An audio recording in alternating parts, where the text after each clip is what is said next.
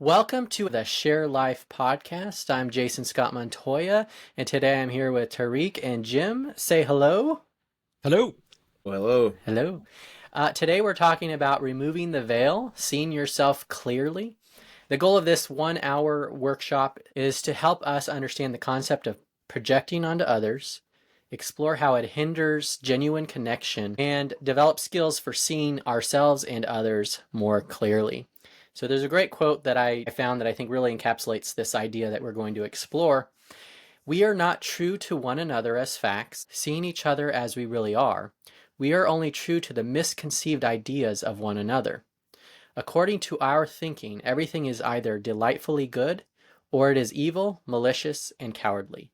And that comes from Oswald Chambers and the teaching of disillusionment. So Jim, I'm going to let you take it from here. Fantastic. So to start out with, just so we have common ground and a platform to spark conversation from, the idea that we are trying to remove the veil, we're trying to see ourselves clearly and we're trying to see others clearly. We've got the deck stacked against us based on how our brains work.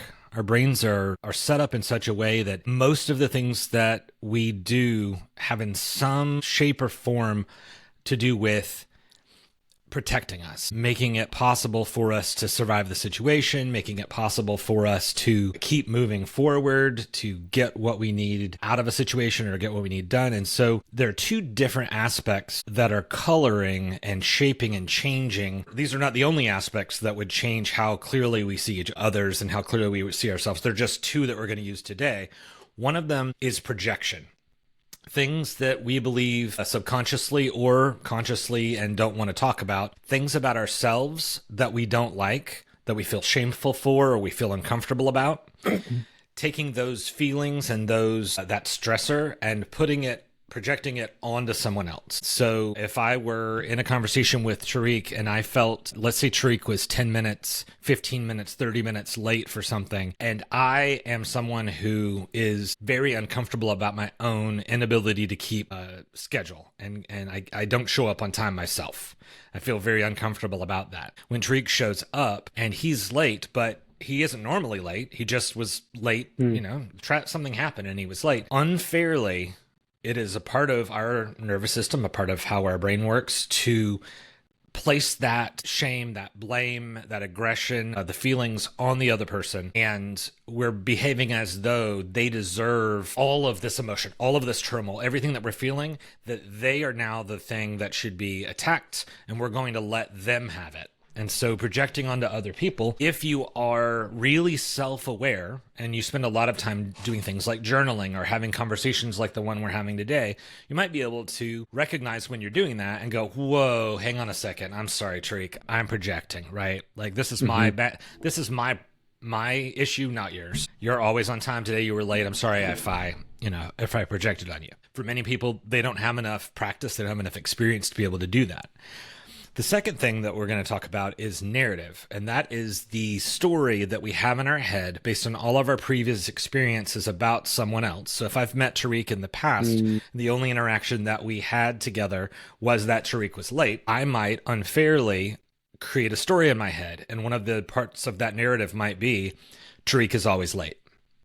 Right? He does not know that I'm doing this. He can only pick up bits and pieces that I might be doing something with a narrative in my head based on how I speak to him, based on how I react to him, any faces that I might make, etc. But he's trying to gain clarity on why is this guy being so why is he coming at me? And in both of those cases, if I come at Tariq because either I've created a narrative that he's always late, and so therefore I'm going to attack him for being late. I'm going to be really stern and lecture him in some way as though I'm an authority figure or something like that. The other is that I'm uncomfortable about my own inability to keep schedule, and I'm projecting that onto Tariq. Well, now, from Tariq's standpoint, he's trying to absorb any data that he can. He's trying to figure out, why is this guy not like me? Or why is this guy being this way, right? He doesn't know either of those things. He can guess that maybe I'm projecting. He can guess that maybe I've got a narrative. But in most cases, we are experiencing some portion of both of those things all the time. We can't really write for somebody else the narrative that we want them to understand about us. Jason and I have talked about this a few times, where misconceptions about choices that we've made or who we really are at our core, assumptions are made by somebody else based on either projection from them or based on a narrative. And so they don't see us as we are. And for someone that, like Jason or myself and perhaps Tariq, when we want very, very vehemently, very strongly for the other person to see us as we are, Yeah. when we want that, it's very frustrating to have people seeing us as something else, and to try to clean that up and clarify and get to a better situation. It's kind of an uphill battle. So That being said, that's just kind of like a ground layer. I'll open that up just for you guys to. Yeah, I'd like to peel back a few things. Tariq, do you have anything, or should I just jump in? Oh, you can jump in. I can play off you. Okay. So the first thing I would say is, like, just to clarify for us, Jim, like, what are I think you implied it in what you shared, but I'd like to just have you define more specifically, what are the stakes involved if we don't understand this dynamic and respond to it accordingly? So just about everything that can go wrong are the stakes. So depending on what it is that you need from another human being or what they need from you, how you are interacting with them, what's my role in the life of this person? Am I responsible for them? Am I their leader? Am I being led by them? Or theoretically, I don't feel like I'm being led well by them because of these things that I've assigned to them. The role that we play with that other person, shared responsibilities, whether or not that person potentially is gatekeeping something from us, they're an obstacle for us to try to get something that we want in life. And because they see us in a particular way, we can't quite make it to that place. My wife was on track to become a speech therapist. That was before we met each other. That was what she studied in college. There was a situation where the professor who would be the one to write her a letter of recommendation had an encounter about a year prior to that, and it was with my mother-in-law. My mother-in-law felt that my wife was being treated unfairly, something was not being done correctly, and essentially pointed this out. Maybe aggressively, I don't know, I wasn't there, but pointedly. And when my wife got to the place of receiving the letter of recommendation, she did get one, but it was slanted, it was misconstrued, and it had a view of her that was clearly assigned, not by her actions, but by other elements that had happened along the way. Yeah. The end result was he told her, and my wife is someone who listens to authority and takes things, that are said with weight. He told her, you don't have the chops for this. You're not going to be a good speech therapist. You might as well not even go and do the next step of this. It's going to be an expense you're going to pay and time you're going to take. You're not going to be good at this. You should just go find a job. She did. She went forward. His view of her, some combination of projection from the situation, some combination of narrative, he formed this response to her in a place where what he really needed to do was to give the best version of her so that she could continue on. So the stakes for her is that she is not a speech therapist, but she could have been. Yeah. And that's an entire dream, a career, right? That is in the way. So how we are perceived by others is a constant negotiation and a constant clarifying process of, if you'll give me the time, I would like to share with you the why behind something I said, or I think you've perceived me in a way that is like this, but I believe myself, or I see myself as like this, and I'd like to get to know you better, and I'd like to get to a place where you can see me like that as well. Yeah. So I guess if I had to come down, if you forced me to pick just one thing, one consequence, it would probably come down to, it affects trust. Okay. And trust has so much to do with all of the other things that surround it. Yeah. So trust, and then your entire dreams being shattered entirely. Yeah. And that's why being able to seek clarity and push through to a conversation that gives clarity, that's something my wife did not have. She was never taught to do that. She grew up in a family of where people were pretty much silent about things. Not a whole lot was really, if somebody said something, you just accepted it and you went on. So if she had the skill set of saying, hold on, this letter that you've given me, I don't feel like you're seeing me. I almost feel like this is written for somebody else. That's something I would say, Yeah. right, to a professor. I would walk in Yeah. and say, this seems like you've written this for somebody else. Yeah. This is about my future. This is my ticket to the next level. I'd like to talk to you about the contents of this, because I feel like Yeah. we're on wildly different pages with each other. Yeah. Right? Whether or not they Yeah. accepted that, I don't know. Yeah. I just shoo me out of their office. I don't know. Yeah, well, one thing that's interesting is, I think kind of as maybe a contrast to that is, I had a situation with a client several years ago that I went into a context that was very different than my experience. So I'm a marketer, I'm a creative person, I'm a story person. Part of the dynamic that comes with that is I'm willing and I take a lot of risks. I do things that can be conceived as a risk, as sort of absurd, but for as a marketer, it's to get attention, to draw attention to something, right? And this particular context was very formal, and you're kind of in the theater world. It was kind of theater people, but it was very formal and it was very kind of etiquette oriented. And this was like the worst type of context for me to take that type of creative risk, and it really backfired on me. And but when I wanted to get feedback from the client, they wouldn't get it to me. I had to like pull it out of them, and I didn't even get the full story. I just got little tidbits that I sort of could just make some assumptions from. But I wasn't getting that kind of feedback of like, hey, I didn't understand I was in that context and I needed to adapt. So I was just going as myself, and I realized I needed to sort of pivot and adapt in a different way than I would normally do. I pivoted in the wrong way in that context. So what would you add to that, or how does that play into this? So I do want to hear, is anything top of mind for you, Tariq, from having heard that? Yeah, I mean, I'm taking a lot in. I mean, the one thing I guess I hear that hasn't been voiced yet is the veil that we have about ourselves as well. Because sometimes we can be prideful and we think we're all that, and then we hear feedback and it's like, oh no, that's incorrect, that's wrong, and then we don't really allow ourselves to grow. It's a tough, like, I'm listening to this, I feel like it's just a tough battle. It's a tough battle internally and externally, because you never know if you're hearing the truth from someone else, or if you're lying to yourself. It's very, very difficult and a very hard thing to balance. I think,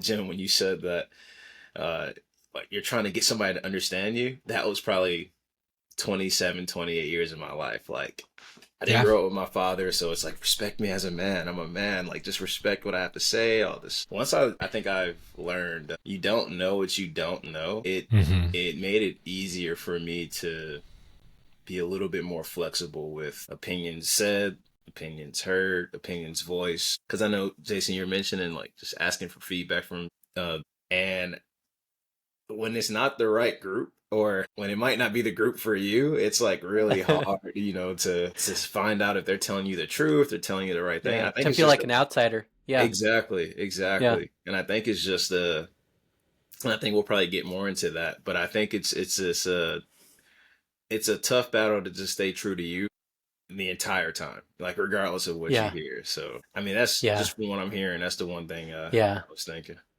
Yeah.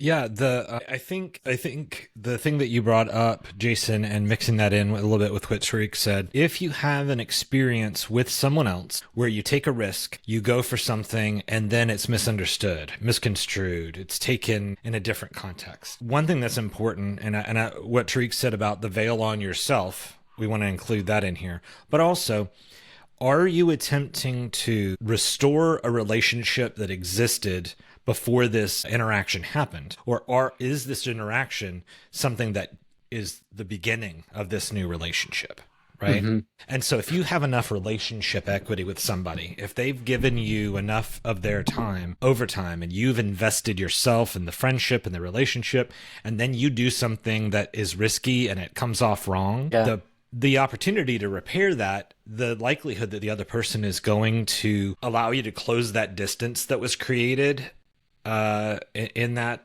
interaction, they might be willing to trust and to give you enough closeness and enough openness and to understanding to fix the thing that's happened. Mm-hmm.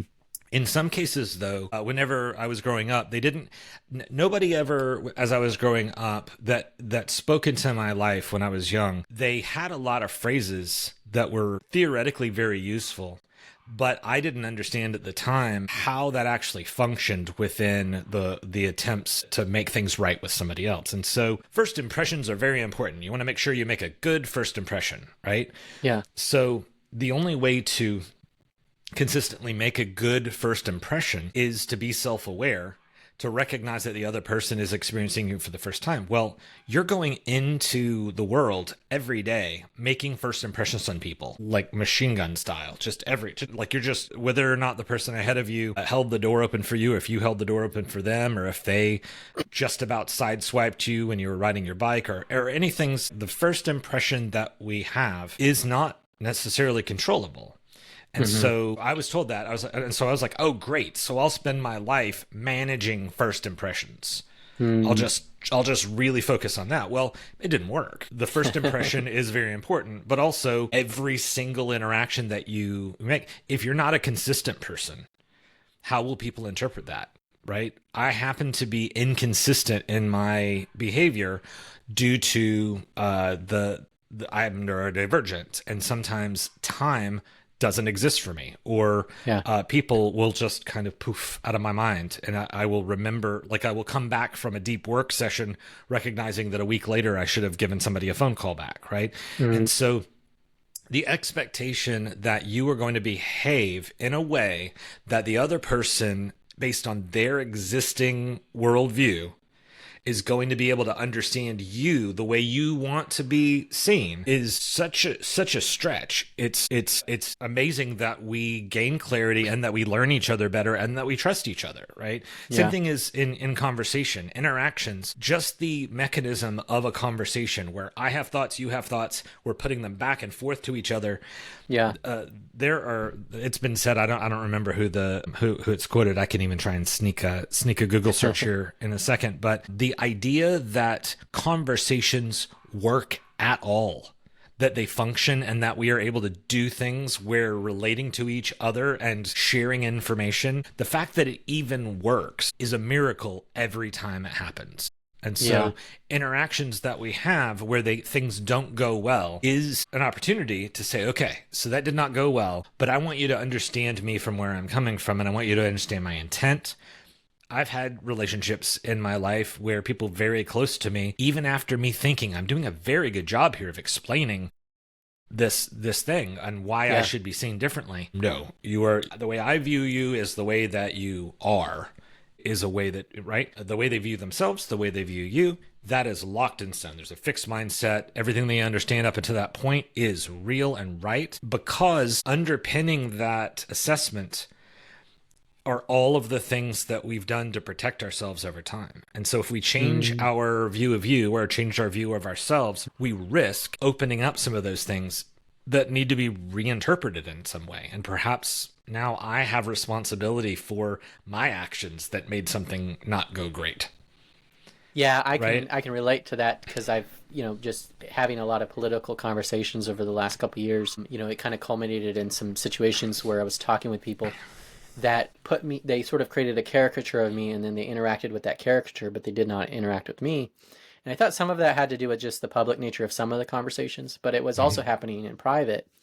And I would correct the person and say, actually, no, this is what I said, and this is what I meant by it. And they said, no, that's not what you said, and that's not what you meant by it. This is what you said. And like they would actually try to change reality in a way that conformed to their caricature, as opposed to engaging with me as I really was. And it was very difficult. But once I kind of recognized that helped a little bit. But it also was sad because they, for whatever reason, they weren't or they couldn't interact with me as a person. They could only interact with this cartoon version of me.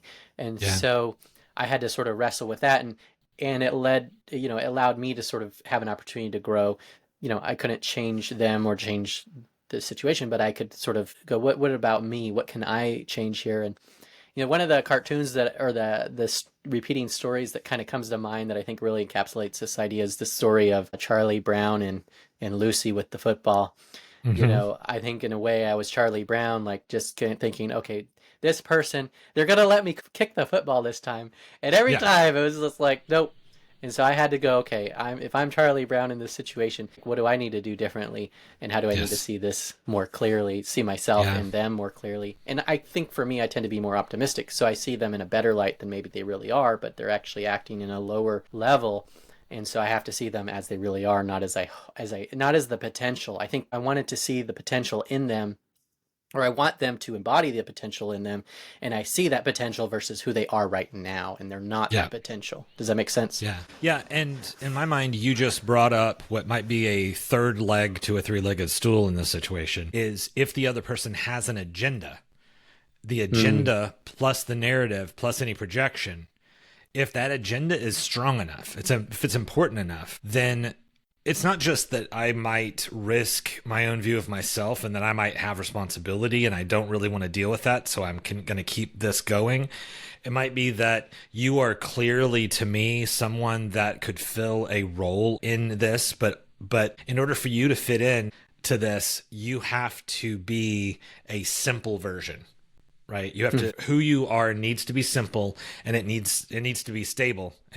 So for instance, I had a conversation with somebody where I wasn't getting anywhere. It was somebody that I'd known my whole life. I wasn't getting anywhere in the conversation. And it was very, very clear that they saw me a certain way. And at some point in time in the conversation, they said, well, I can't talk to you about that in any real way because you're a liberal.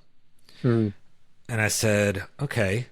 Interesting. I said, even though I'm willing to listen to anything you have to say, and I'm open at all times to changing my mind about what I believe in a situation, if it will help have a clearer picture of everything that's going on, even then, like you won't share that with me. And that's right. It's a dangerous thing because you are dangerous because you're a liberal. And I said, interesting. Well, would it make any difference whatsoever if you, instead of thinking of me as liberal, you thought of me as a moderate?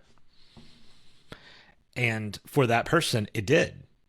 They immediately started to talk to me about things because they were like, you're moderate, like you're kind of more in the middle rather than I'm way over here, you're way over there. And there's the distance between us is something we'll never close. And I don't even want to get into that whole thing because you'll never understand what I'm trying, so getting someone out of a characterization, which is a higher level but simpler level view of a human, right? It ignores all the complexity that is a human, right? Yeah. It ignores all of the things that build the human up into who they are today. And that might be different than the one that you know from 10 years ago or 15 years ago, right?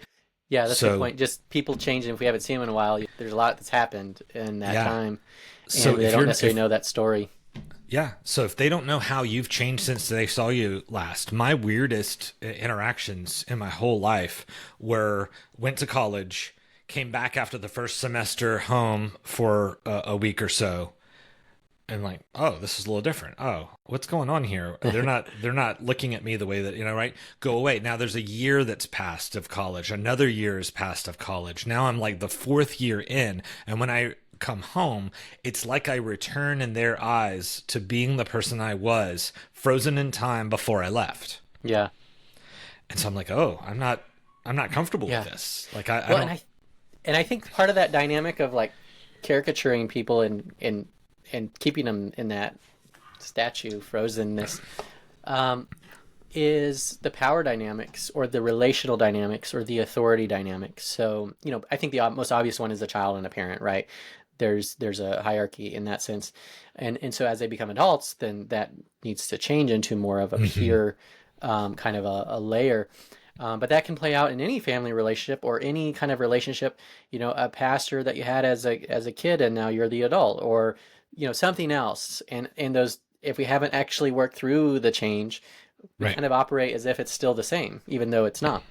Yeah. The one thing I've learned in my profession, and just from coaching a lot of people, is that people are taught what to think and not really how to think. And a lot of those times where they're taught what to think, it depends on two things: location or label.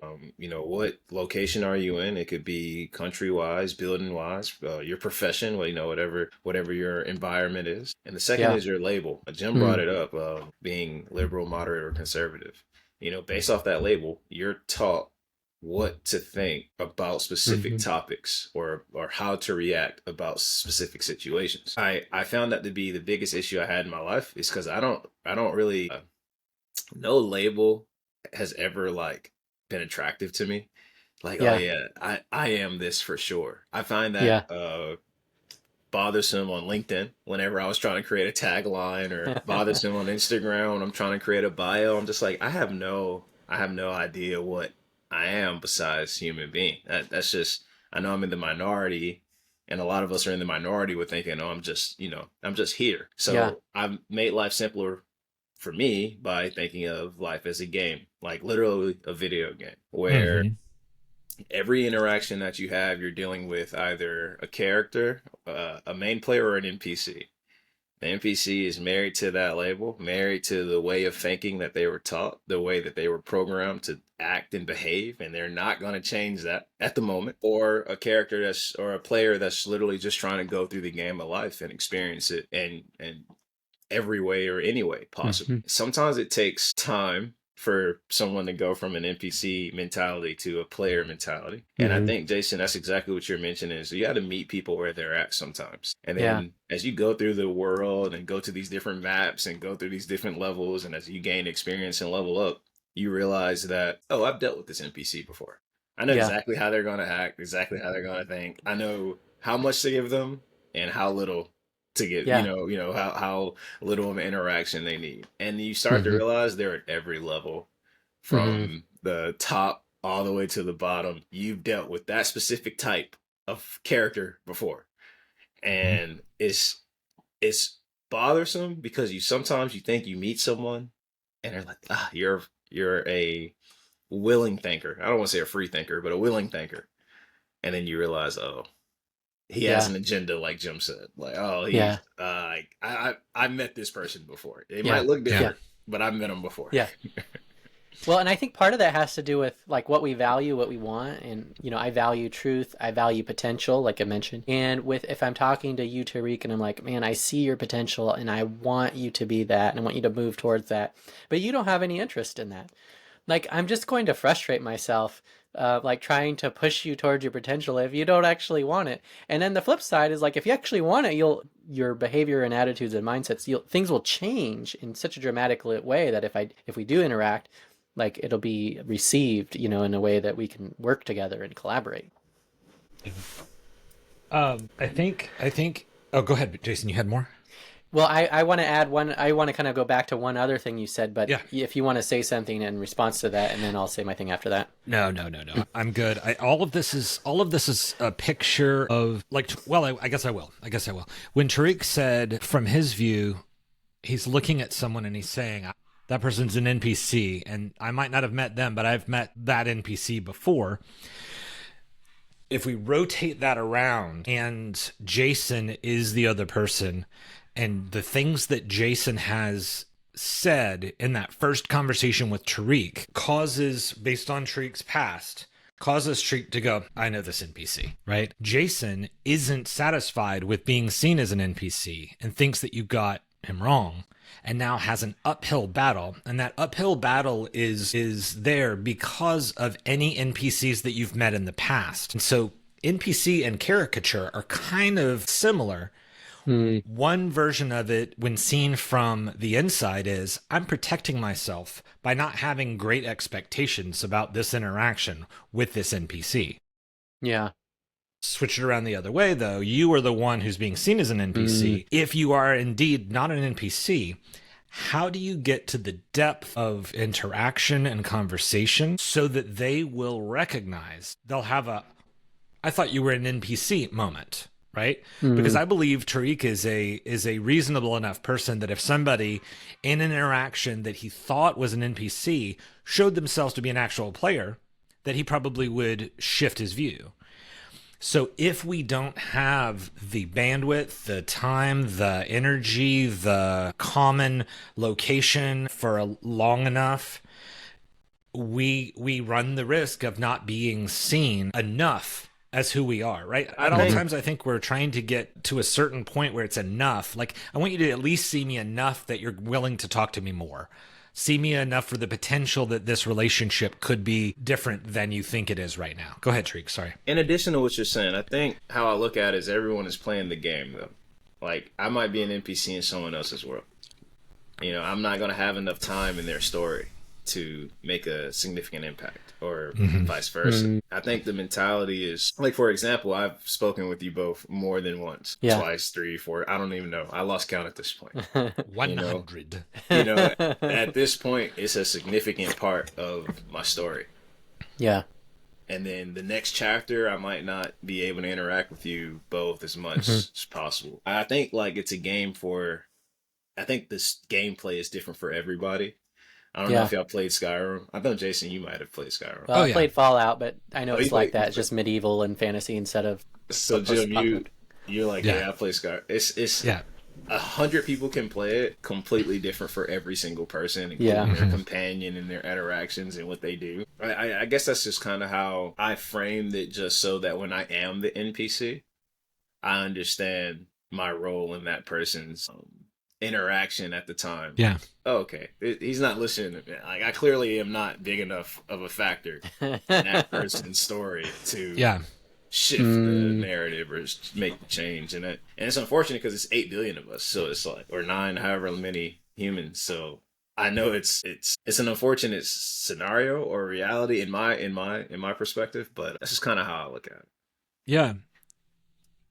It makes me the thing wonder... I was going to add is just like, go ahead. There are kind of these layers. I think we talk about caricature, but in NPC, but also like our bias and our prejudices and our expectations, and those where our story shapes those for us to, like, as you said, to protect us in many ways or to help us to achieve, but they are limited to our experiences. And so when we face new experiences where those actually become detrimental or they're imprecise, then they actually become problematic. They're this sort of shell that we carry around that maybe protects us from certain things, but actually hinders us from achieving other things. Does that make sense? Yeah. The other thing I want to throw in there, and I think it kind of relates, that you mentioned about the feelings and the projecting. I think when we interact with people and something happens or there's tension, it causes us to feel something. So, Jim, you might be late and you are frustrating me, or maybe somebody says something that upsets me. And so I am feeling an emotion, and I don't, if it's, depending on who I am in the situation, I may not want to feel that emotion. And so I think you become the object of my revenge or aggression because you made me feel this way because you did this thing, and so I'm going to now retaliate how I'm feeling. I want you to feel the same way, right?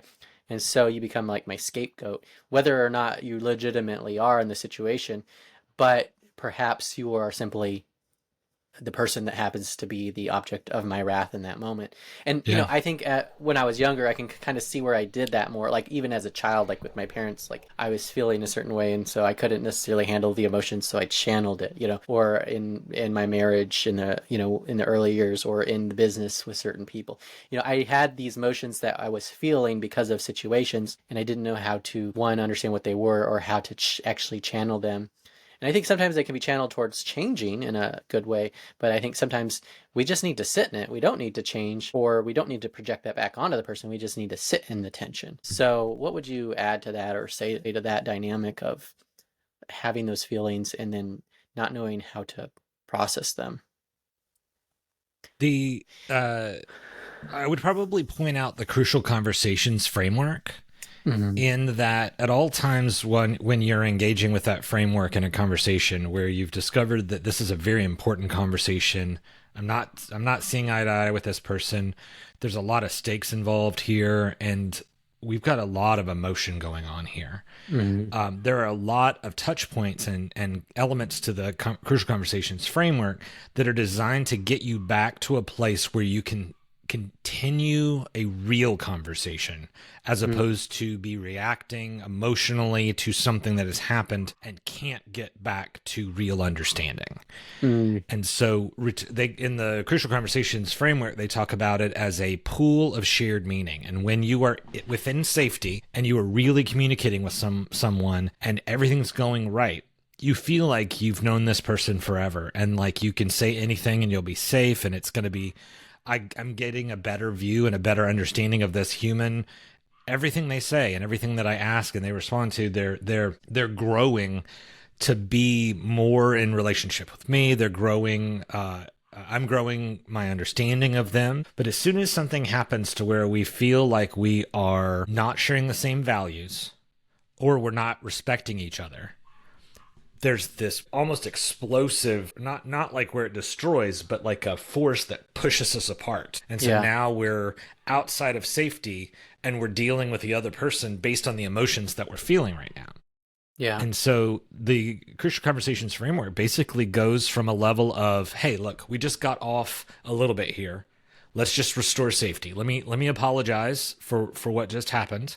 Let's talk about what actually was meant by the words that I said. Let's do this. Let's do that. All the way to the other end of the thing where we don't seem to agree on anything here. In fact, it feels like if we end this conversation now, we're probably never going to speak to each other again. But something about the relationship is important enough that we restore something.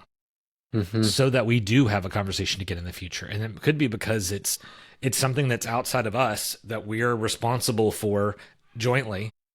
Yeah. And we see it in very different ways. What's the best way to serve this particular person or people that we're responsible for, or project that we're responsible for? We have to stay in enough of a conversation so that we can at least do our jobs. Yeah. So when we get to a place where we're feeling like, I don't even know what the point in continuing this conversation, ever talking to this person again, I can't see why we even want to do this again. Yeah. Right? I might as well just give up my seat on the board, or might as well just quit this position at the company, or I'm not going to be the little league coach for my kid anymore because there's just too much divide between these different things. So at any point in time when the emotion gets in there, it's about attempting the best you can to find common ground with the other person so that you can at least restore safety and get back into conversation so that you can continue to know each other. And I think the idea of division versus unity, and not a superficial unity where we're just sort of in agreement and we're burying everything underneath, but like an honest and authentic and sincere unity that where we see each other clearly, understand each other clearly, and then there's a unity of there's something that's got to transcend. I think one thing that can transcend for me is my Christian faith. So I'm called to love my enemies and to pray for those who persecute me. So as a Christian, I don't get to sort of destroy my enemies in a way that tears them down and gets rid of them, right? Sure. I am called to figure out that, but at the same time, I'm not to tolerate evil either or wrongdoing. So I have to reconcile like how to do that. If I didn't have my Christian faith, I believe, like take a political disagreement or a community disagreement, I could see without having that I could easily sort of just break ties with certain people because I don't have this higher thing to attach to and to call me towards something at a greater level. And so why should I retain that? Why should I maintain those relationships? Why not just break them off and move on? That's one layer that in terms of how I see and approach things, and that forces me to kind of see things maybe I don't want to see in myself or in others. Does that make sense? Yeah. There's a TV show that was really popular for a while and it's out there to stream. So I don't know if you guys ever watched Lost. Yeah. But there are 3 solid characters at the very beginning of the show. There's actually like 12 main characters in the show, but the 3 of them that are constantly going back and forth between each other are this young woman, beautiful woman, very capable, strong and fast. Spoil the show for me? You haven't watched it? I haven't seen it. No, I'm just going to tell you. I'm just going to tell you from the very, very beginning. Like what you would get in episode 1 is you would see that this person is perceived to be this way based on everything that you know about them in an emergency situation. Yeah. And this person is good and perfect. This person is bad and evil. This person is the damsel in distress. And those are the things that they are. Now, fast forward through episode after episode, they continue on to recognize the things that are true about each other outside of what they saw in the emergency situation. Right? Yeah. One character hoards a lot of things from this plane crash, pulls them all together, and hides them under a tarp. Another character is doing nothing but leading, and he's a doctor in real life, and he's telling people where to go and what to do so that they, right? And he's seen in this light of perfection, and everybody just can't wait for him to say something else that's going to help guide them. And so each one of the characters, who you meet first, is then reflected in what they do, where they flash back to the life before they all crash landed on this island. Yeah. And so this device of here's the person now, here's what you're seeing. Now you as the audience, and only you, not any of the people on the island, get to see this moment from their life. And it's going to add context for you, the viewer, but it's not going to do anything for the way that the other. And so you suddenly start having these emotions like, why can't he be fair to the other character? Yeah. Why can't he just see that there's so much to offer here? Right? Yeah. Well, we know it because we took the time to learn their past and we went deeper. And so we had this real moment of listening and inspecting their life and going to a place that we probably would not with a lot of people, that we would write off, right? And so whenever it comes to that point of writing somebody off, and why not just make it easier by just writing them off? That might be fine in certain situations, right? Yeah. There are enough people in the world that maybe it doesn't really matter. It's when there is a value for the greater good that you stay with that person in communication. That's when I think it changes things. And so what I hate sometimes is churches that don't get any help end up splitting, not into necessarily a completely different version of their faith, but split churches with somebody else because they got to a place where they got down to these really, really, like, this is such a tiny detail, but they fixated on it as if that tiny detail is the only detail that matters. It's the thing that's making everybody upset. And eventually people choose sides. And now there's another church 3 miles away that dislikes a whole other church. Right?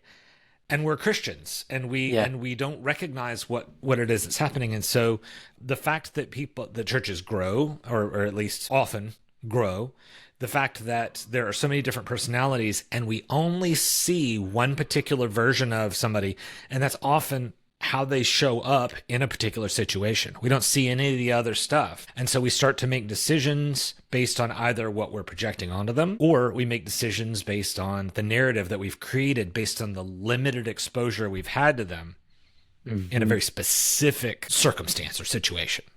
Yeah. So all we can really do is gather more information. And the only way that I personally have found to stay in a state of gathering information is just to be curious. I make my primary mindset in all situations that I can help it, where I'm not, I mean, I'm not perfect.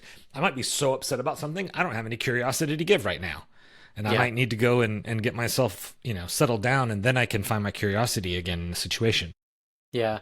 Yeah, I was listening to it was on the Ezra Klein show, and he said the counter to fear is curiosity in terms of, like, people act out of fear, but they also act out of curiosity.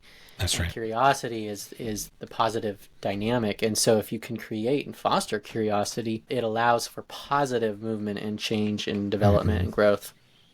Yeah. Just using the phrase, I'm curious, in a conversation with someone where you're having that type of, like, I'm not sure they get me. I'm not sure. I think I might be an NPC to them. I think I might be a caricature to them. Or if I was more fair to what Tariq brought up earlier and didn't use NPC to mean caricature, just this person's going to be in my life, back out of my life again in a very short time. They're going to have something that they need from me or I need from them. And then we're just going to like, it's just happenstance. And this is not one of those deeper things that I really need to invest myself in until suddenly you realize that you do.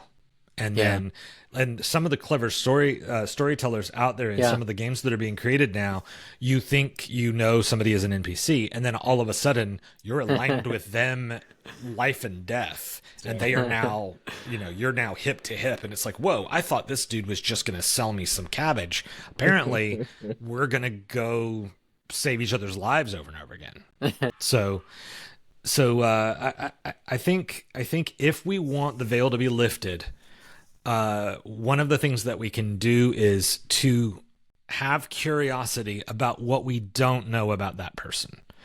I know that the reason I keep going to different movie and TV things is because I know Jason really thrives on that type of metaphor. If you've ever seen a TV show where someone is being held at gunpoint, there is a common trope that the first thing that they say to the person with the gun is, "I have kids. I'm married. I'm like, I want you to see me as a person who has a life outside of this, and there are going to be people that are going to suffer if you do what I think you're about to do." Yeah. And it doesn't always really work in all the situations, but a lot of times it causes reflection in the other person because you stopped being an NPC to them and you started to be a character.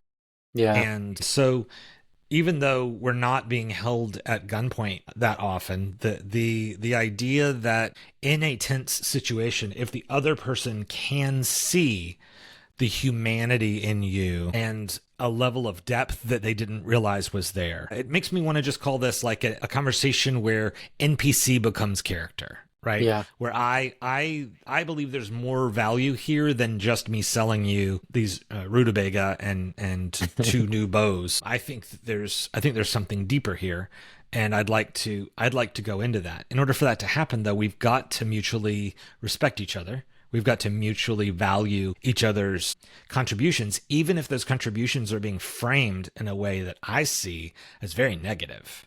Right? Yeah. Like you and I both share a value, but when you go try to solve for that value, you do this action, I go do this action, and I look at your action and I'm like, I'm not super happy with how you're acting. But I do know that we share a common value and that we're both trying to move forward toward that. Yeah. And so in politics, I would say that's where bipartisanship can come from, is can we at least recognize that the other person doesn't actually want this horrible, terrible thing for the world? What they're doing, they think is the best that they can with what they've got. And it might just be that the tools that they have are not the right tools, or their past is not the right historical past to be able to make those decisions.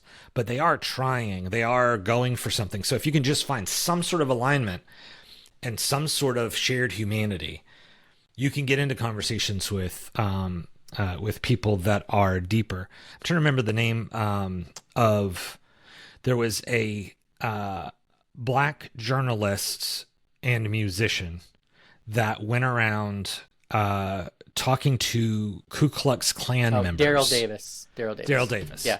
And Daryl was risking a lot by doing it, had to invest so much time in doing it, putting himself in places where it might be disadvantageous for him to be there for his own safety. But he would go into places where there was music, and he would connect with these people in the Ku Klux Klan about music.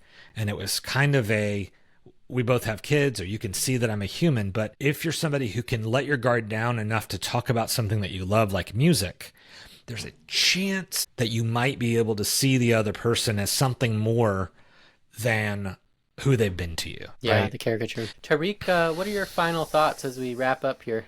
I mean, basically, Jim, the biggest thing that I hear from that Daryl Davis story is being vulnerable is a superpower. I know that sounds crazy, but it really is very, very beneficial. I just did a panel yesterday at Georgia State University, my alma mater, and I was up there with like 4 other entrepreneurs, and the question was from the moderator, what are your thoughts about AI? And I worked in tech for a long time, so I know what people are going to say, like, oh, I love it, it's great, it's fantastic. So then, the mic was at me, and then I see like, 100 students, and I got the 4 entrepreneurs next to me, and I say, yeah, I don't like it. I'm not a huge fan. I start going on my soap operas about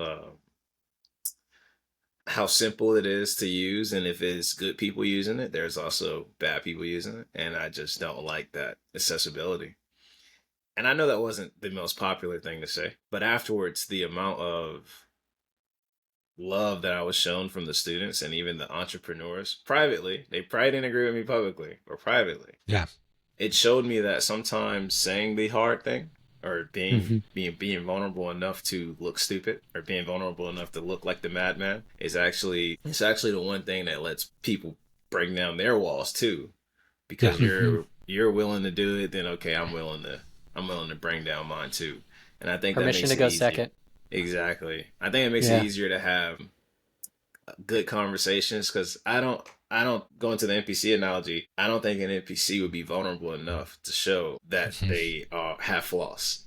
So when I see people doing that, I'm like, okay, I can respect this. Yeah. Yeah. Just their pride is not there. You can just kind of respect people that are willing to be vulnerable. Yeah. Vulnerable, and I'll take that and I'll add on vulnerable and at the same time emotionally intelligent. Mm-hmm. So I'm going to make myself vulnerable. And if you use that as an opportunity to attack me because I've made myself vulnerable, I'm not going to turn around and just annihilate you. Right. Right? Like I led with vulnerability and you didn't match that. And so you can say things now and this can be whatever. I still believe that being vulnerable in that moment was right. Being vulnerable, being curious, being emotionally intelligent, keeping my cool, like showing a different view of things. And then at the same time showing that I'm not going to go off my rocker because you yelled some things at me. Because those reactions sometimes are the thing that cause the projection onto someone to be done, or they cause the narrative, right? Mm-hmm. Like they're just disagreeable, and they're whiny, and they cry if anybody says they don't like their opinion. Like somebody can just go to town creating a narrative about you and projecting all their stuff onto you, and all you really did was try to be vulnerable about something you feel is important. Yeah. So Yeah. I don't think this is something that can be at any point in time won from the gaming concept of completionist. I don't think we're ever going to get to 100% clarity, right? Everything that I think I know about Jason, I've got a level of clarity where I feel really comfortable. If Jason was responsible for my family for some reason while I had to go do something, I would 100% trust Jason to go do that thing.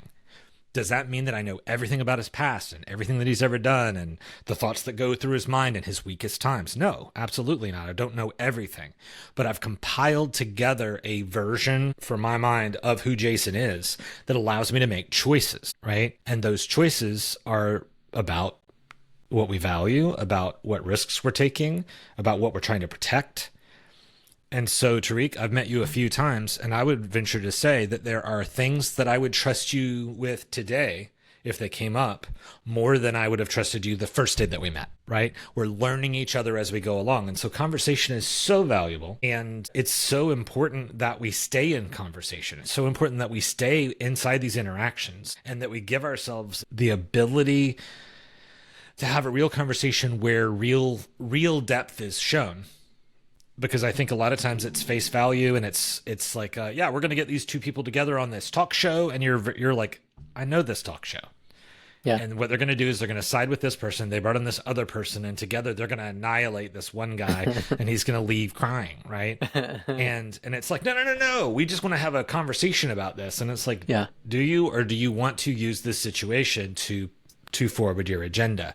And so offering places that live up to the safety that is promised, that live up to listening with the possibility that you might change your mind about something by listening to somebody else. That's a vulnerable place to be. Especially if you got everything all stacked up real nice. Being vulnerable that you might change something in your own mind because of something that they said. It's like, are we about to knock my whole stack of blocks down? I think we are. Like, this is... I don't think I like that, and so I'm ending this conversation. Yeah. And I think that kind of gets to one of the keys here, willingness to let go. Mm-hmm. Because I have to let go of something. In this case, it might be something that protected me or helped me. I might have to let go of something because by continuing to holding on to the thing that I'm holding on to, I'm actually becoming destructive to myself and others. And letting go is the way forward. Tariq, why don't you tell us about who you are, your business, how people can connect with you if they're interested in diving in deeper? For sure. Tariq, I am the co-founder and CEO of Pitch Play Co. Pitch Play Co. is a career coaching and services agency for the most part. The whole concept is business is a game, and we teach people how to play. You can find us on Pitch Play Co. Mostly active on LinkedIn. The speaking engagement I went to yesterday, I was told that I need to do better on other social media platforms. So I am going to make a habit of doing that. I'm mostly active on LinkedIn. So if anyone wants to reach out to me on LinkedIn, I'm more than happy to connect and yeah, let's continue. spell your name in case someone's listening and they don't. Yes. Tariq, Tariq. Ali, but on LinkedIn it's just A, and Kane, Cayne. Great. Fantastic. Jim, tell us who you are, your business, and how people can connect with you. Sure. I'm Jim Karwisch, and I run a business called Untangled Narrative, which is aligning myself with others to help them get to that level of depth that we're talking about. So the untangling part of my work is recognizing narratives, assumptions, blocks, things that are in people's way of getting to where they want to be with something. Untangling a narrative for me is helping someone to recognize when they're in their own way and when the narrative that they've created and put together is the thing that is no longer useful. And like Jason was saying a minute ago, where you have to let go of certain things. Sometimes your narrative is outdated. I don't really look at narratives as being that's a good narrative, that's a bad narrative, good or evil. I look at them as helpful and unhelpful. And so we try to find the most helpful narrative for the situation and the time that you're in. Right. Always seeking clarity. Awesome. And I'm Jason Scott Montoya, and you can check out my blog, podcast, and YouTube channel, jasonscottmontoya.com, or just search my name on any of the social platforms.